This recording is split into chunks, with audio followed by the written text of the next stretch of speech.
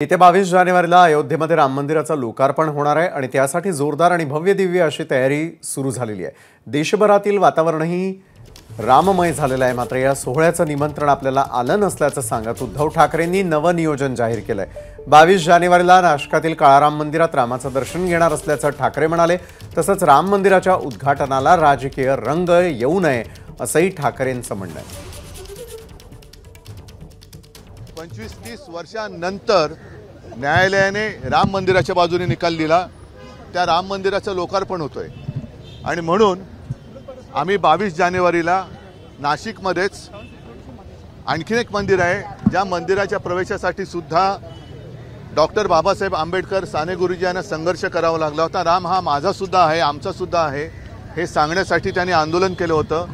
त्या काळाराम मंदिरामध्ये आम्ही जाऊन तिथेही रामाचं दर्शन घेऊ।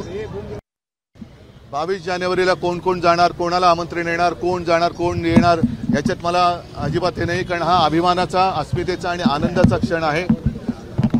माझी एकच विनंती मी काही दिवसापूर्वी पण केली होती की राम मंदिराचं लोकार्पण हा कार्यक्रम हा पूर्णपणे धार्मिक आणि अस्मितेचा असावा, त्याला राजकीय रंग येऊ नये। आणि नंतर ज्या वेळेला मला आणि आम्हाला सर्वांना वाटेल तेव्हा अयोध्येला सुद्धा आम्ही जाऊ, पण आत्ता मान पान याचा कोणी एक विचार न करता एक आनंदाचा क्षण आहे, तो सगळ्यांनी साजरा करायला पाहिजे। एबीपी माझा, उघडा डोळे बघा नीट।